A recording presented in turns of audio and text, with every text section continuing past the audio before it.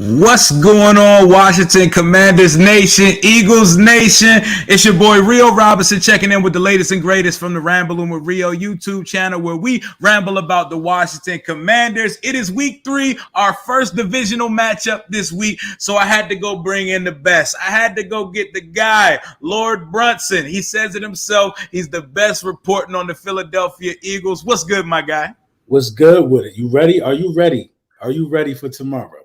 Oh, yeah, I'm ready for it, man. Like, I'm a little nervous. I can't even fake, but it's time that somebody brings y'all back to reality and back to life a little bit. And who better to do it than Commander Carson Wentz, somebody that y'all know very personally. Very personally. You're right. It would be a perfect story ending for you guys if that was the case. But I guess we're gonna get into why I don't think that's gonna happen. I don't think y'all man got the juice. But before we get into that, let me say what's up to a couple of the people on the chat, man. My guy Dave Gus, what up, what up, what up? Ethan Wagner, what up, what up? Listen, the homies Ill Will in the building. 2:00. Somebody said 2:00 stream. That's dope. Listen, you already know, man. Any time of the day we're gonna talk this talk. But let's get into it. How are you feeling? How are you feeling going into this game? Are you confident? The way I feel is that I'm confident in knowing that, when it's divisional games, it's in the family. Yes, y'all have retooled, y'all have added, and y'all have had an excellent off season, but you know how these divisional games go. It's usually a toss up, and I'm confident because of one thing, our offense. Because I feel like we can score on anybody. And I've seen things in y'all defense that I feel like we can exploit. But the lack of confidence comes from our defense ain't stopping a goddamn thing. And Jack Del Rio, his seat is getting more on fire by the week. How are you feeling 2 weeks out of the season? Because I hear people talking about Super Bowl favorites out of the NFC. I see Jalen Hurts MVP conversation. And as the guy who started the Hurt season movement, what have the first 2 weeks felt like for you? The first 2 weeks feel good. So for me, I had a lot of questions about Jonathan Gannon going into this season. I'm sure a lot of Eagles fans share those same sentiments.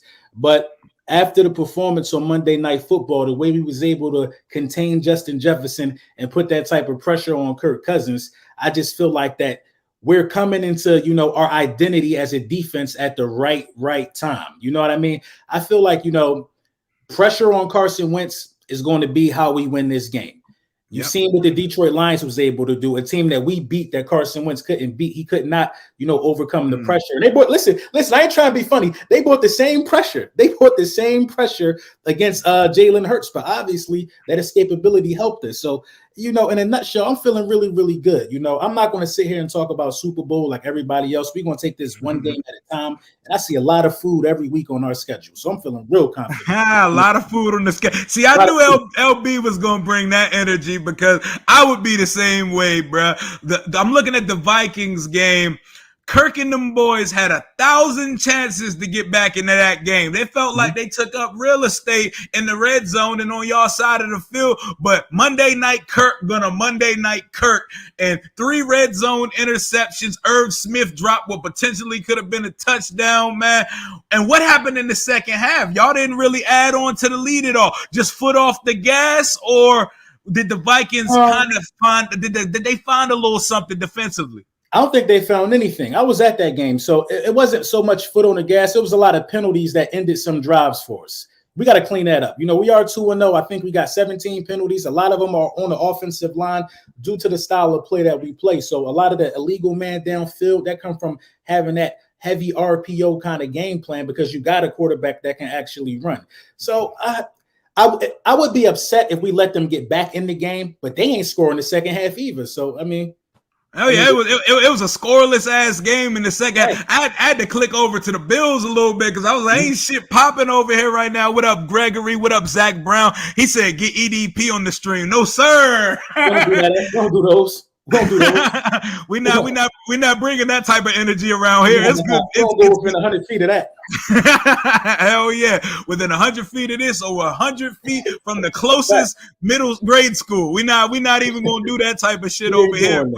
So I'm listening to your coach speak yesterday, and this man said, he's talking about y'all fan base. He said, I hear there's 30 to 40 buses of y'all coming down to FedEx. And he said, I want y'all to make it so loud in their stadium, they got to use a silent count. And that breaks my fucking heart as a Washington fan, because I know how it is. I know it's going to be full of you green, dirty bird motherfuckers tomorrow.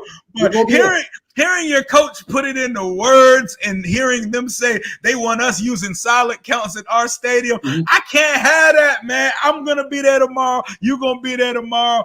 What do you think the atmosphere is going to be like at FedEx tomorrow, man? It's going to be completely electric. Listen, anytime you got a division rival that's 2.5 hours up the street, you know what I mean? You're going to have a lot of that mixture there. So, like, so I'm going to keep it a buck. I ain't going to try to be nice with you about this. Every time I go to FedEx, Rio, every time I go, y'all ain't there. It's like always more Eagles fans, but y'all excited. The fact that Nick Sirianni is that in tune with the people, because PhillySportsTrips.com definitely do got at least 15 buses coming up there. They're going to be busing my man Philly Mike up there with thousands of Eagles fans. You know what I mean? So he's tuned in. So it's going to be loud. Carson might get booed. You might hear some of them boos at home. Some of them boos at home. But, you know, let me ask you a question about your coach. I feel like y'all lost the Detroit game because of Ron Rivera. You know what I mean? And I feel like Ron Rivera gets a lot of praise that's not really warranted in my eyes. You talk about 12 seasons now, with 3 of them being winning seasons. Winning seasons, yeah. Right. Ron Rivera, you know, the guy who, you know, oh my God, Mike in the building, Philly Mike was good, man. Ron Rivera, you know, the same guy that, you know, went for the 2-point conversion when y'all was only down 7 if you take the extra kick. Very, very questionable for a guy with that much time in the league. How are you feeling about Ron Rivera? And see, Ron, I love Ron. Love Ron the guy. And shout out to, we got 365 in the chat right now. Smash the like on both sides, man. If you're not subbed up to your boy, I'm Washington, but we all mix it up. We all mix and mingle, and the vibes are excellent on both sides. But Ron Rivera, it's a tricky thing. He's the perfect guy and man for cleaning up this building and cleaning up the system. But football and schematically wise, there's times, and he's too loyal to a fault to the guys that he brought in, because he's the de facto team president. He runs all the football operations. So he brought all these guys in. He's not holding Jack Del Rio as accountable as he's holding the players. And to go to the 2-point conversion thing, in real time, it pissed me off. Look, in real time, it pissed me off, because I was like, what are we doing here? But then I sat there for a second and was like, it don't matter if we do get it. They're not about to stop these motherfuckers. Like, we couldn't get a stop. As soon as the second half started, Carson threw us back into the game. Touchdown. It went from 22-0 to 22-15 within the blink of an eye. And then every time we needed the defense to get a stop, it didn't happen. And that was encapsulated by the fact that on a 3rd and 15, down 1 possession in the 4th quarter, we let them run a screen pass to DeAndre Swift. He catches the ball laying on the ground. 4 Commanders' bodies in sight. He got up and waltzed his ass to the end zone. That play is the epitome of what this defense has been under Jack Del Rio since the 2020 season. 2020 started off promising. That's the year we were handed a division title, and y'all served it up on a platter when y'all pulled Hurts in that Week 17 game that year. But since then, Ron and company are looking funny in the light. I love Ron. I'm not one of those guys that's saying fire him, because I want some stability here, because all I know is new coaches and quarterbacks here. But I would be remiss to not say that Ron makes a lot of questionable decisions, and we did nothing to improve our defense this year. And through 2 weeks, it is very apparent, because we can't stop a soul. And if they don't step up and decide to get some pressure on Jalen Hurts tomorrow, it may be a long fucking day in FedEx Field. It could be a long day, because, you know, he's showing that he can throw the ball now. You know what I mean? Or you're seeing glimpses of improvement. I'm not saying he hasn't shown steadily that he can do what he did on Monday night. But, you know, with you guys' defense, I think he can replicate a performance like that. Now, he had 80% completion percentage Monday night. I think y'all step up to the challenge. This is what I think is going to be the deciding factor in this game, is going to sway it in our way. I really feel like the emotion of Carson Wentz is going to get the best of him. Now, everybody talks about, I think so. I know so. Listen, we know him way better than y'all. We just do, Rio. Y'all got to give us that. Yeah, we know that guy at the back of our hand. And, you know, the reports that have come out of late of Carson Wentz, you know, kind of ostracizing Jalen Hurts, I think it's disgusting. You know, allegedly. Is that all true, or is that a smear campaign because it's Washington Philly week? I think it's true. I think it's true. You know what I mean? This was happening when he was here. You know what I mean? These reports were coming out. And it kind of makes sense. You know, Carson Wentz kind of alluded to him. He could have been a better player or better person while he was here as well. So, you know, I think Carson Wentz, this is a big game for both quarterbacks. This could be the biggest game of Carson Wentz's career, in my opinion. I believe so. I don't even think you're embellishing when you say that. And you got a lot to prove. This is the team that moved on from you, and this is the new shawty that they brought in. You know what I'm saying? They took the wedding ring back. They signed the divorce papers, and the girl they was cheating on you with, he's the guy now. He has the keys to the kingdom. And I know Carson has this game circled on his schedule. Like this whole season, the theme offensively is the Carson Revenge Tour. Week 1, he got to play Jacksonville, a team that everyone blamed him for why the Colts didn't make the playoff. And they stomped the Colts last week, and they've stomped the Colts 7 years in a row in Jacksonville. He gets to see y'all here week 3. He gets to go to the link on Monday Night Football, week 10, and around Halloween, we get to go to Indianapolis to play crackhead Irsay's Indianapolis Colts. So he got a few games circled on the schedule, and through 2 weeks so far, it looked ugly in that first half versus the Lions, but don't get it fucked up. Carson is playing good football and some of the best quarterbacking we've seen here, which doesn't say much, but he's tied for the league in touchdowns. And in most important metrics, he's within top 3 to 5 of all the quarterback things so far. And our wide receiving core, which I'm going to move over to matchups. Whose wide receiver core has the advantage on Sunday? Is it our 3-headed monster of Terry McLaurin, a Penn State boy, Jahan Dotson, second in the league in touchdowns, and a healthy Curtis Samuel? Or is it A.J. Brown, Devontae Smith, Quez Watkins? Take the floor, man. I'm going to give it to the Philadelphia Eagles. I'm not going to lie, because I feel, and this is not even being biased, I honestly feel like that we have probably the best wide receiver in the division is A.J. Brown. And I feel like that Jalen Hurts knows how to get him going. Debatable. Listen, to be fair, it's very debatable because Terry McLaurin a dog. We're not going to do that. But AJ is, if Terry McLaurin is a dog, AJ a werewolf. Like you can't let that man get going. You know what I mean? You got to stop him. And then what happens if you stop him? Now you got to worry about Devontae Smith. I don't think you guys have a second wide receiver on that level in terms of route running and just creating separation. Hey! I'm gonna need you to take. When we get off stream, I'm gonna need you to take a look at that rookie Jahan Dotson, because that boy. I'm gonna put this out there early. He has what it takes to be the number 1 receiver on this team at some point, because that boy sets up defenders like a veteran, and he has better hands than Terry. Love my guy Terry, but watch that boy Uno, number 1 on Sunday. But go ahead. Can continue. Listen, I like him. I didn't think he was going to be this good this early, but I didn't either. But then you look at Quez Watkins. You see how Quez Watkins can stretch the field. You know what I mean? You see the pass that he caught on Monday Night Football, the only touchdown pass thrown by Jalen Hurts this season so far, due to whatever it was. So I think you could give the wide receiver core the edge to the Philadelphia Eagles. Y'all guys got more touchdowns, of course, but I think our guys just do more things. Like, we run the ball a lot as well, but these guys block. These guys are physical. These guys ain't begging for touches. One day it could be the way that Jalen Hurts is spreading the ball is keeping these guys in play. But I'll definitely give the edge to the Philadelphia Eagles. Now let's move over to running backs. This might be where you maybe can have a case. You know what I mean? But I think we got a better case. Okay, so back to the receivers before we move to the running back. Y'all have the advantage because our secondary don't got a cornerback worth a damn in it, and it terrifies me that if we give Jalen Hurts time to run around and throw the ball, that he's going to carve us up, because we haven't shown – there isn't one cornerback on the roster that's shown that he's the guy. Meanwhile, you guys have 3 guys in your unit balling. Like Slay and Bradbury are both graded, top 3, both of them right now? Mm-hmm.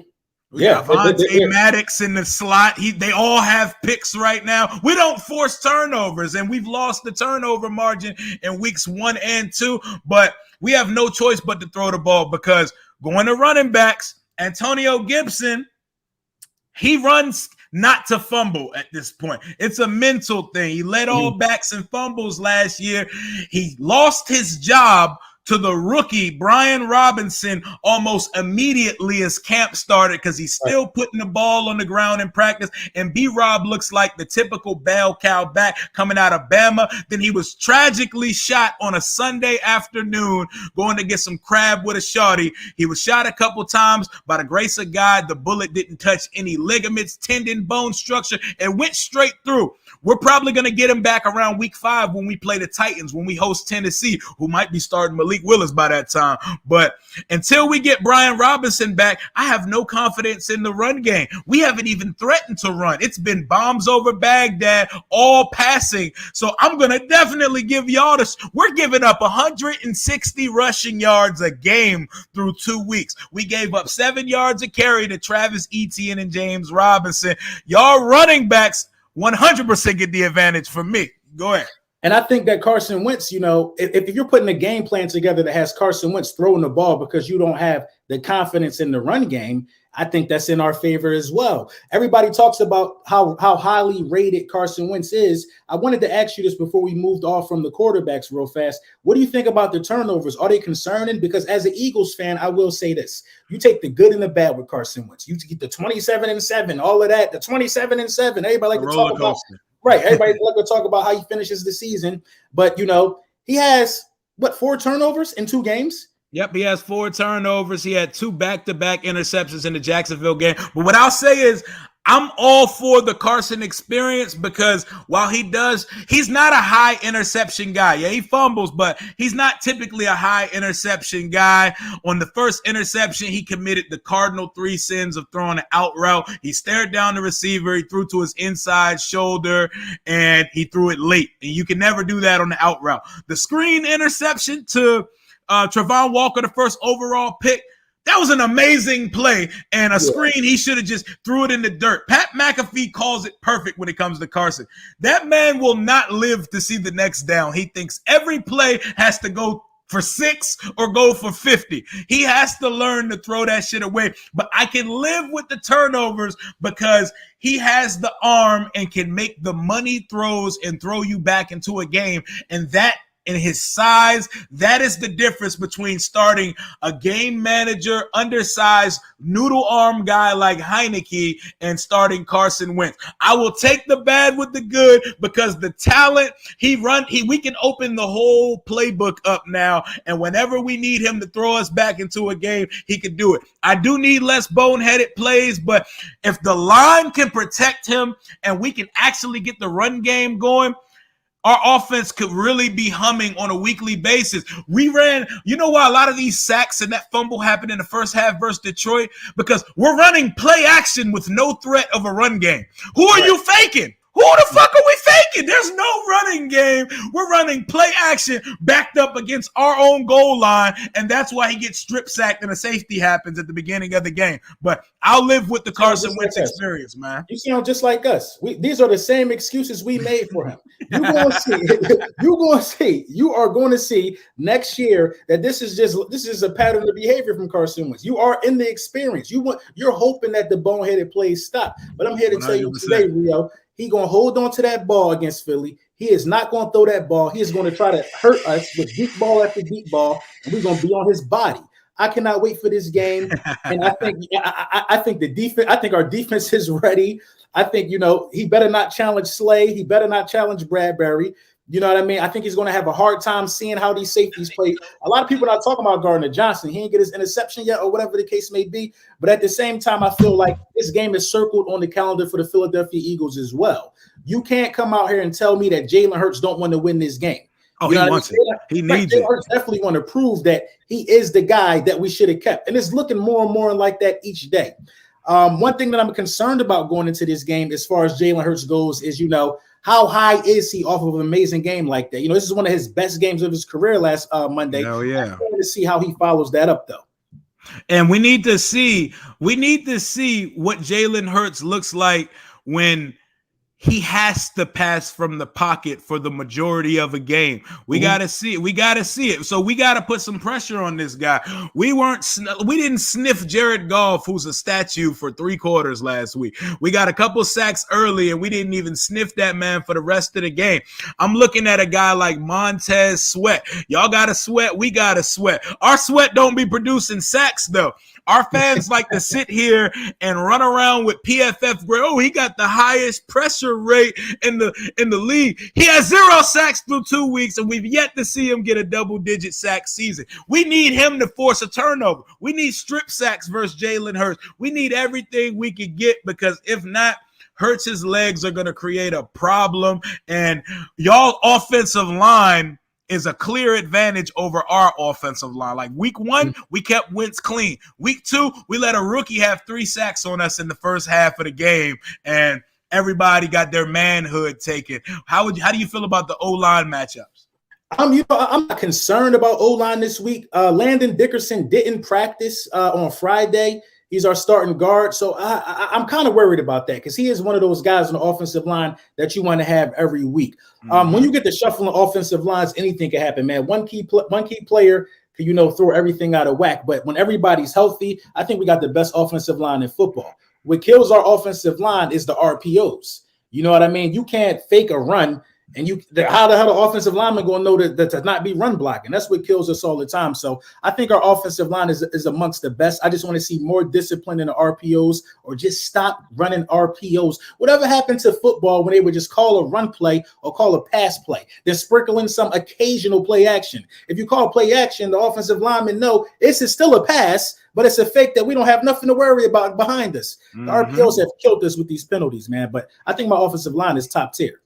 They just get warmed up, actually. Oh yeah, them boys are definitely top tier. And what supposedly what on paper our strongest unit, our defensive line, our defensive front, anchored by Daron Payne, Jonathan Allen, Montez Sweat, and whenever 99 gets back, Chase Young. But Payne got a sack through 2 weeks. Jonathan Allen got a sack, but that unit has underperformed and has not yet lived up to their draft projection. Who has the advantage on the defensive line side of the ball?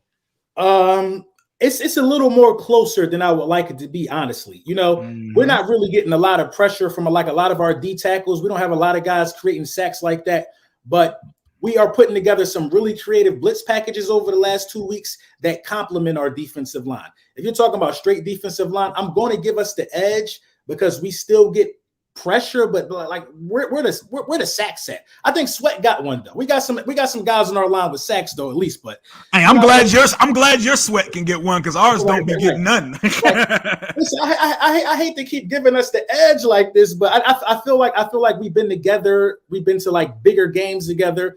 I'll give us the edge. And looking at 11, looking at him, looking at Carson Wentz, I think we're gonna be ready. I think my defensive line gonna show their best outing this year.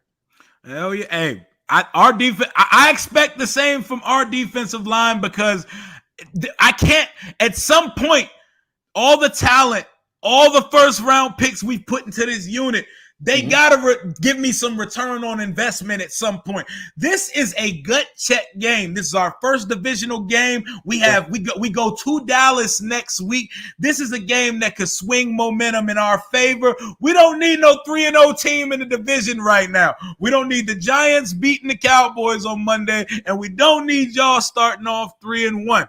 This is a game where you prove your worth. Jack Del Rio pulls a rabbit out his hat a couple times a year and puts on a defensive clinic. Last year was versus the Tampa Bay Buccaneers when Brady and them boys came to town.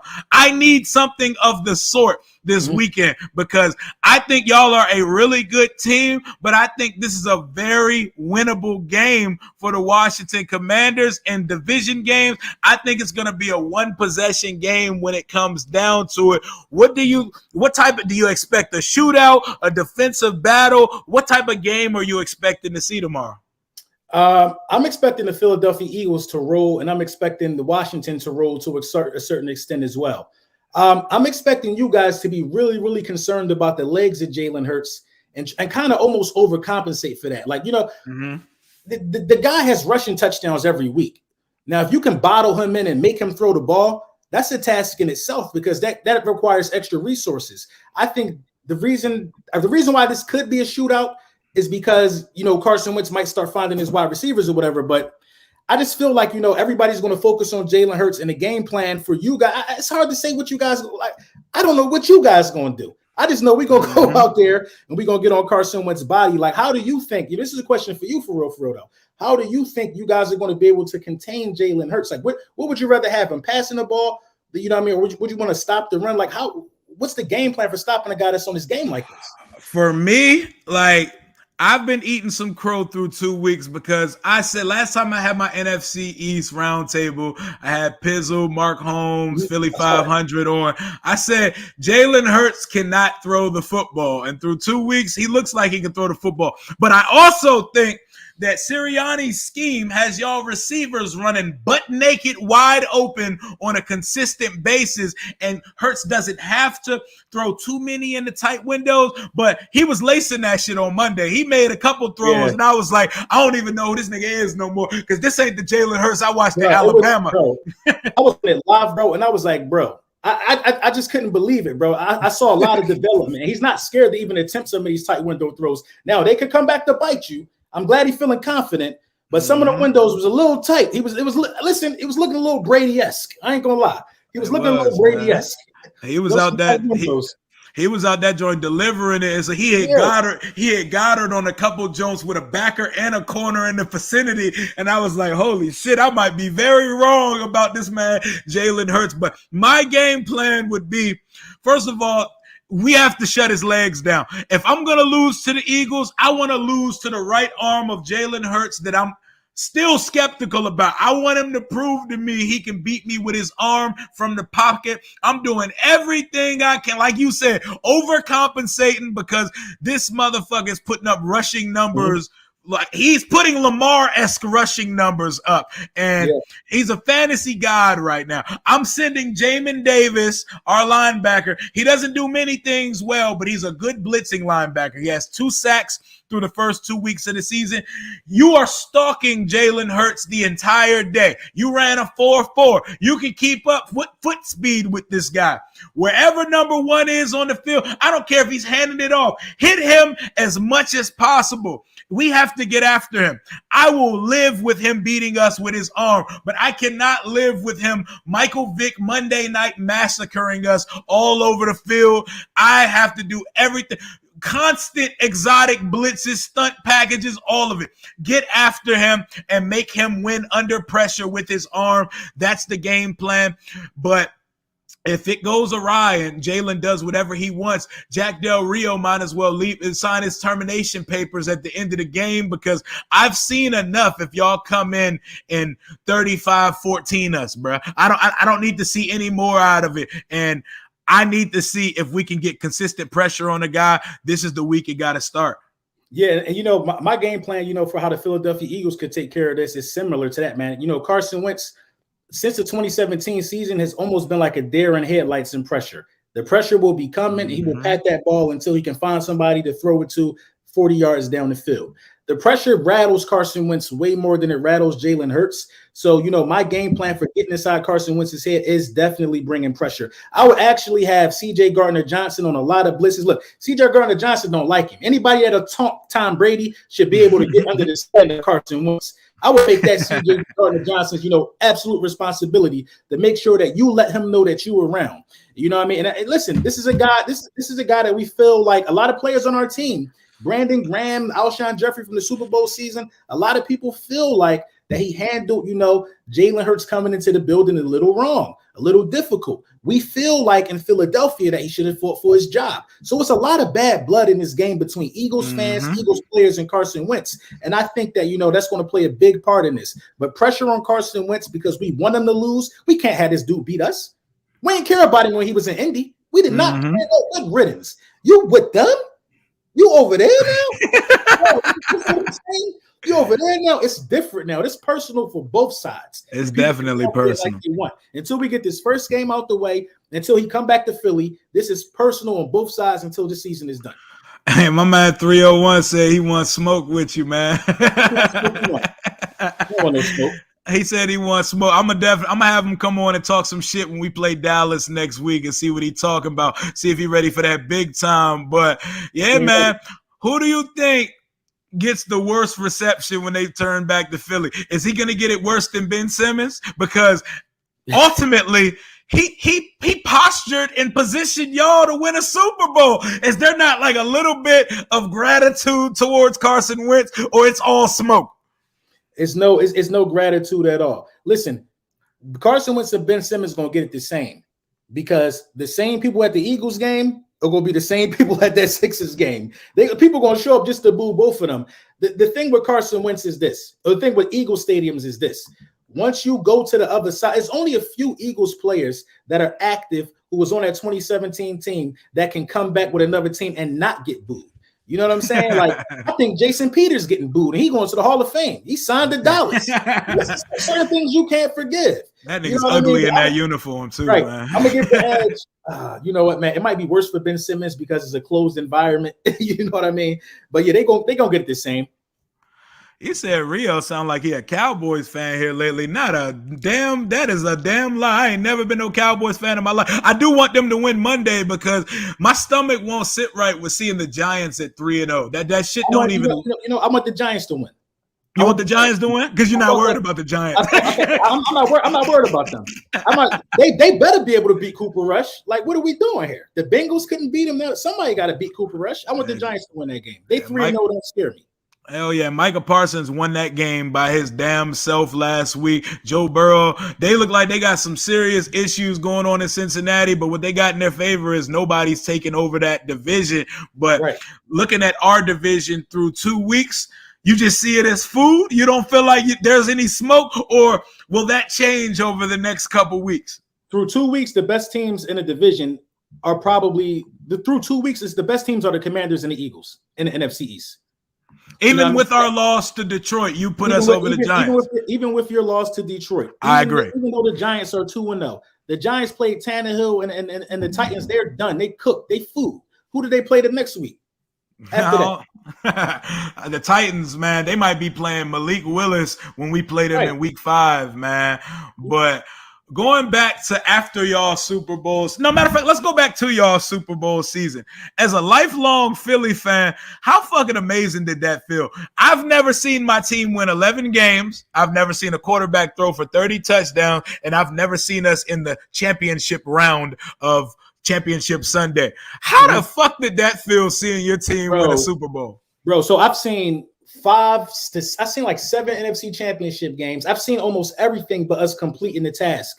When we won the Super Bowl, man, it was crazy, man, because my first Eagles game I went to, man, my grandma took me to Veterans Stadium. This before the link was even around. Mm-hmm. You know what I mean? This shit is embedded in us in Philly, man. We breathe this. We could be terrible, but we're going to show up Sunday to support this team. You know what I mean? It felt absolutely amazing because it was the season that I started my channel. You know what I mean? And I was just so hyped up about being in the playoffs and getting that number 1 seed. And when we made it, man, when we did it, man, what can you tell me, though? It's not, you can't tell me. You can't tell me nothing for real. For real. It's not, you can't tell me, though. You know what I mean? Anytime anybody want to speak spicy and you ain't got a ring, all I got to do is say, where your ring at? Because that's what they've been doing to me the whole time. Shit, And I'm not going to be like Dallas fans and talk about rings that I ain't see. I was born in 91. Our last ring, I was 3 months old. I'm not going to sit here. Yeah, we got 3 rings. How many rings? I'm not going to be that guy. I believe that for the Dallas fans. But seeing y'all won a Super Bowl with your backup quarterback versus the greatest quarterback of all time. That shit sickened me. But deep down, I was like, you know what? Good for them. Good for them, bro. And that's all. And that's how I felt about the Bengals. I wanted them to win. You know, good for them. Now I ain't gonna lie. I don't want nobody to not. I don't want. Listen, if you got 0 rings, I want it to stay like that for you. I don't care who you are, a Bill, a Falcon, a Viking. I don't want nobody to get their first ring. I want us to be the last team. I don't care because that's how important these championships are to me, man. Hell yeah! And then you come off a Super Bowl winning season, and within 2 years, the coach is gone. You have a different quarterback. What happened with Peterson? And were you all for that move? Was it just friction? It was friction between him and the front office? It was your boy Carson. I'm trying to tell you, man. Yeah. Carson was in the middle of all of that, man. In the middle of all of that, man. You know the regression of Carson Wentz. You know what I mean? Listen, if you go back to that 2020 season when Carson Wentz was just wet in the bed week in and week out, you talk about him not having a lot of interceptions on a consistent basis. That year he did. He had like 14 with like 5 more games to go. You know what I mean? And Doug Peterson kept him in there and held his feet to the fire. We're not going to deviate from the game plan because you're the franchise guy. You're going to have to throw your way out of this. And then when he decided to bench him, and then when Doug Peterson came with that game plan at the end of the year, this is what we should do, X, Y, and Z. I believe that game plan entailed what we should do is we should start Jalen Hurts. I believe that's what that game plan was about. They didn't want to do it at the time. Carson did his thing. Doug wanted out. He took that year off. You know, if it was my choice, Doug Peterson would still be here. You know what I mean? And I ain't gonna act like I ain't cry like a baby when Carson Wentz left. But now that I know the character of him, and now that I know like certain things about him, man, good riddance, bro. Good riddance. It's hurt season over here. And you know, I wish Doug the best. I wish Carson the best, but neither one of them ain't gonna beat us this year.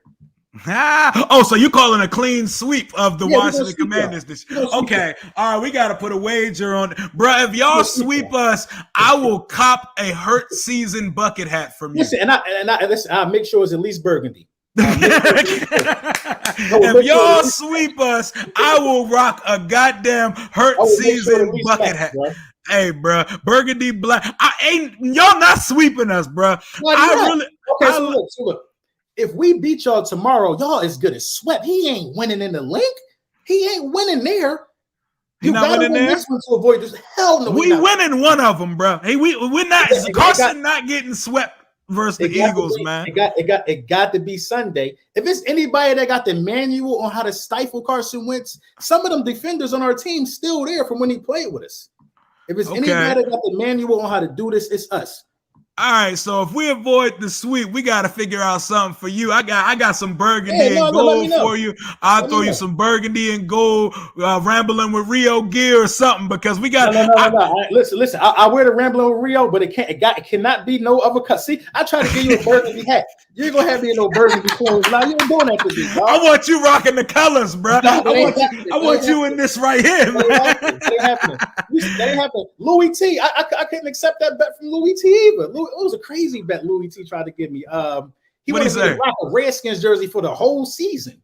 Okay, that's game right here. That's drastic. That's a little bit drastic, man. I wasn't gonna do it. You know, I would have listen. The bet just wouldn't have been honored. You had to call me what you got to call me. Certain things ain't doable. Hell yeah, man. You tried to kill me with that one though. I'll rock something for the time being. Shout out for the super $4.99. He said MG needs to cut his hair. The hangover is cool, but we still see a headline fading, Tubbs. Why you going at cuz like that, man? MG in the chat doing hella trolling today. He been talking back. He been telling us to put in Heineke, put in Howell, Eagles a dynasty. He been talking shit, and our fans been going smack at him this whole time. But we talked about my coach. What are your full observations on Nick Sirianni as y'all's head coach so far? Still learning, but learning at a rapid pace. You know what I mean? He'll have a good game, and then he'll have that one questionable play call still. Like the questionable play call last week was, it's time to run the clock out. Jalen Hurts should have no interceptions. Why are we calling a screen pass backed up in the opposition's end zone when the game is over? You should just run the ball out. You know what I mean? As far as Jonathan Gannon go, this is probably the first good game of his career on Monday night. So it's probably still questionable about the game plan that he has coming out. Overall, they're both learning. You know what I mean? This is their second season in these roles and in these positions. I expect to see continuous growth. And, I'm just thankful that, Kirk Cousins might be the second best quarterback we play this year. So it shouldn't be that hard. You know what I mean? He might be the second best. So, the learning curve should be that much easier for the coaching staff. But they definitely learning, and that's all you can ask for. Your guy is kind of setting his ways, in my opinion. He's been around a long time. Yep, he is what he is at this point. And he told us 3 to 5 years to build a culture. That's why this season is so important, and a trend that has been since he's got here. We've won our first divisional game every year since he's got here. I hope that's a trend that can continue Sunday. Shout out to my boy for the $1.99 super. He said Hurts treason instead of Hurt season. My man wilding over there.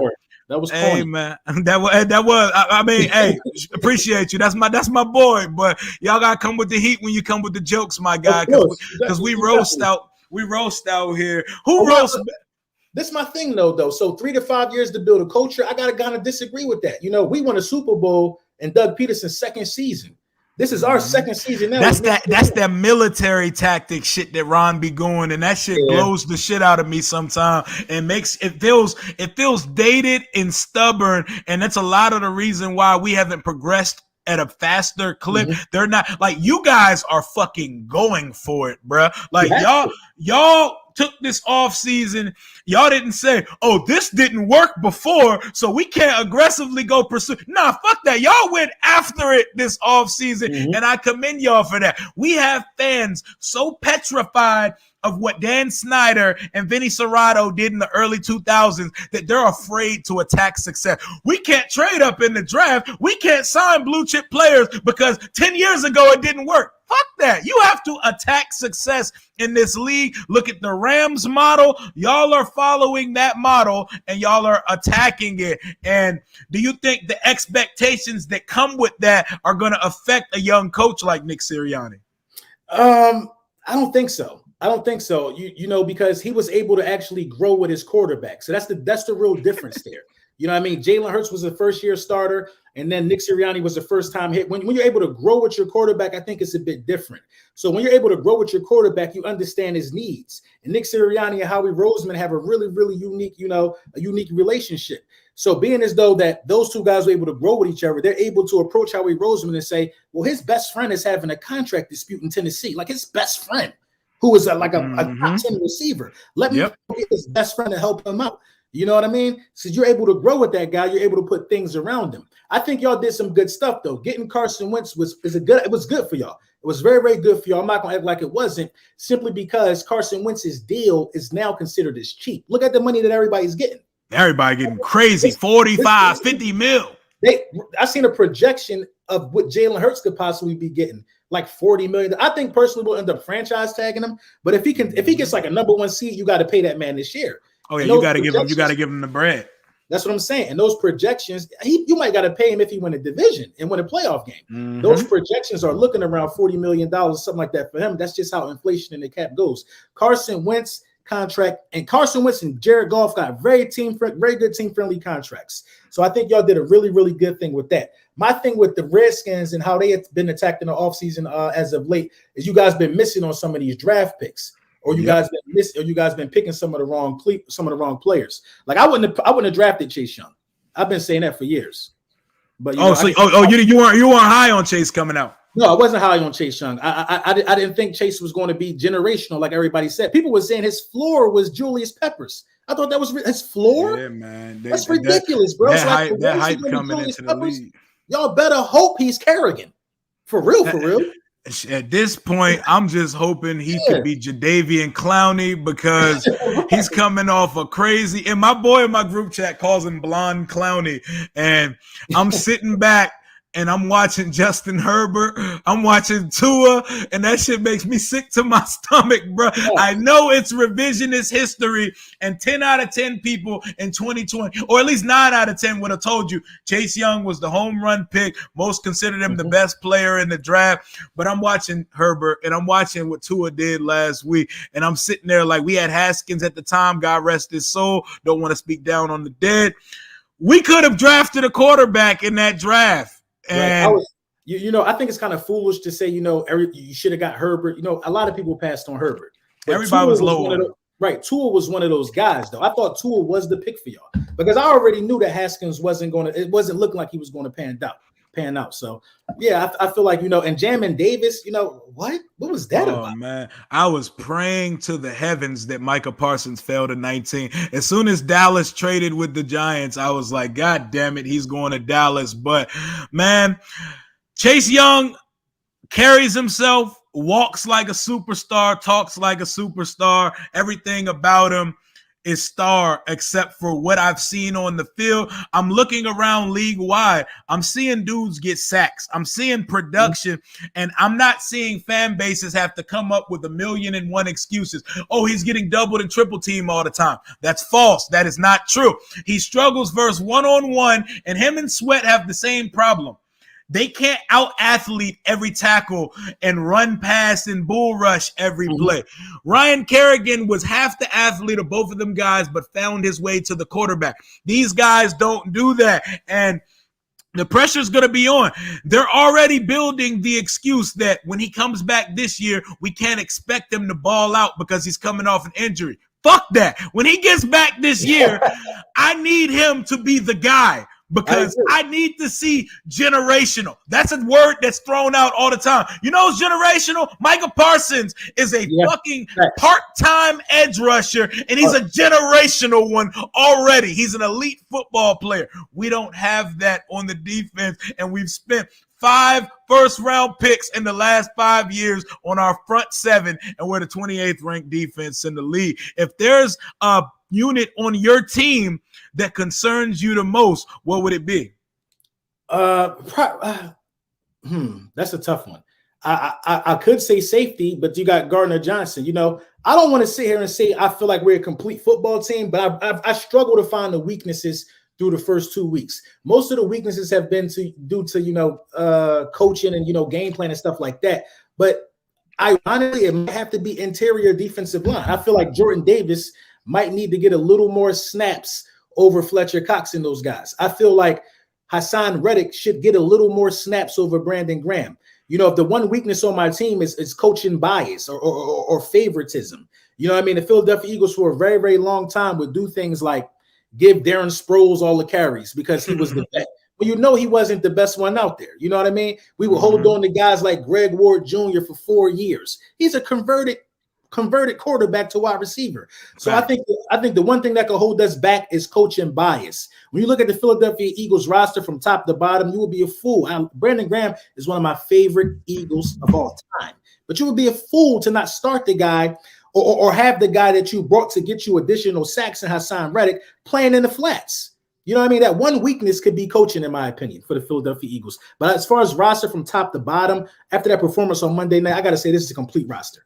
That's a complete ride. LB talking his shit. They got a complete roster. There are no holes or flaws on that roster. And this is why I need us to win tomorrow, bro. I need y'all to experience a week of humble pie. I need y'all to be brought back to planet Earth for a week. And I need it to be from Carson, man. Shout out to Cole's Cowboy. He's a Dallas fan. He said Dallas the only team playing real competition while y'all bragging about beating scum team. I mean, y'all beat an 0-2 team.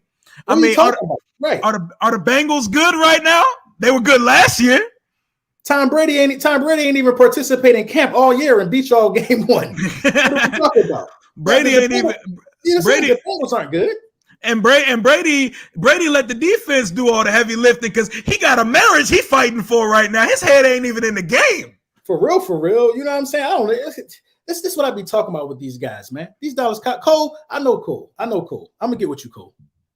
Hell yeah, man. Cool people. Shout out to Selena. She said I'm giving respect, so I get respect. I always give respect. Selena, I'm gonna call it how I see it. I'm a homer. I'm a Washington guy through and through. I'm a fan ambassador for the team, but you're not going to see me wave pom-poms and praise every decision this team makes. When they need to be shitted on, I'm going to shit on this team. When they need to be praised, I'm going to praise them. But what's going on? What time are you pulling up to the stadium tomorrow?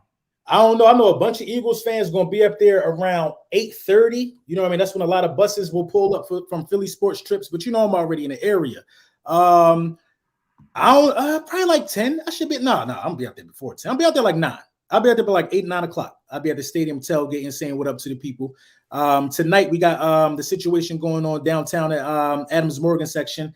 A lot of Eagles fans gonna be at the Eagles bar. I'm gonna swing through, me and E-Rock. So yeah, it starts today. The game starts today. For real. You know what I mean? Hell yeah. Hey. I might have to pull up on y'all, man. Hey, y'all Eagles fans be wilding, man. I'm gonna get jumped if I pull up on you. Ain't none of that gonna happen to you, bro. Ain't none of that gonna happen to you over there. You crazy? Listen. None of that. So it's not as crazy at the link as people like to make it, or is that just some of the drunk certain pigment folk in the stadium wilding? You could listen. You could get boots put on you at the link. I've seen boots get put on people at the link, but it's all about respect. The only time I've ever seen somebody get boots put on them at the link is if they touch somebody. If you touch somebody, then that's what you get. You know what I mean? But Eagles fans, man, some of the best fans in the world, man. You got to come out there and enjoy. It was Vikings fans in attendance. You know what I mean? Like the dude that was staring at the Eagles fan that went viral. They was in there. Shout out to Kristen, man. My man got caught in 4K staring, double cheeked up on a Sunday. Right. She pulling up tonight to Adams Morgan. I don't know. Hopefully, a lot of people want to see her. A lot of people want to see her. Shout out. She went super viral, man. She going to be at the game tomorrow as well. Hope to see her. Hope to see you and run into a lot of y'all Philly guys. Listen, you're gonna run into a lot of us, man. I wonder if Louis T going to be there. I haven't yet to meet Louis T in person, so that would be a first for me, man. I got a working relationship with this guy multiple times a year, man. I hope he out there. Hell yeah, man. I love the debate joint y'all had on this channel. What is your score prediction and how do you see it playing out tomorrow at FedEx? 45-24 Eagles. Whoa. Say that again? No. That ain't the real one. I think the Eagles, I'm gonna say 31-21 Eagles. 31-21 Eagles. Okay, I'm gonna give it to a plus 10. I think we're gonna start hot, and I think we'll force a couple turnovers. Okay. And the X factor in the game. For the Philadelphia Eagles, the X factor in the game will be Miles Sanders this week because you guys have a hard time really tracking down that run. I think it'll be Miles Sanders. Luke asks, where does he buy a Hurt season hat? The link in my description on my last video. It'll be in the description for this video as well if you're watching it from my channel. So yeah, or all the links on my social media. You can grab your Hurt season hat, and you could DM me too for savings on that as well, bro.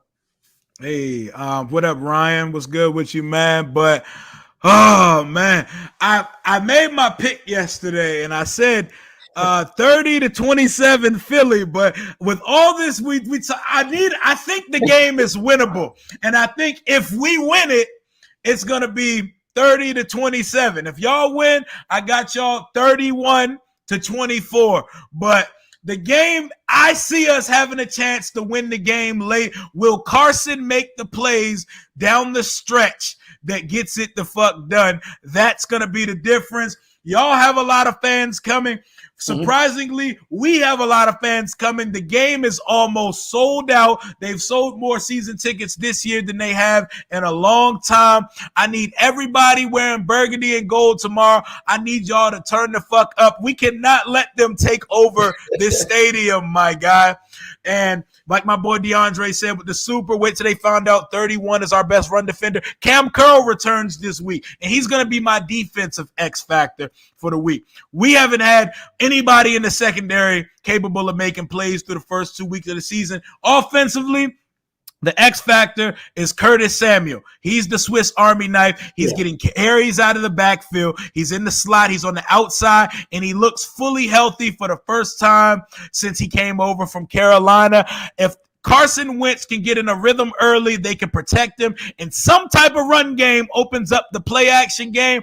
I like our chances tomorrow, but I'm expecting a close divisional matchup in FedEx where if I had to put money on it and my head on it, I was giving it Philly. But if I had to, my Washington Commanders heart says that we could put the humble pie on you boys tomorrow. But hey, man, that's all I got for right now, man. I'll see you tomorrow, my boy. Let people know. I probably see you tonight if you pull up. Let me know, bro. Hell yeah. It's definitely going to be a good one. This got the potential to be a classic for sure, and I can't wait to talk about it after the fact.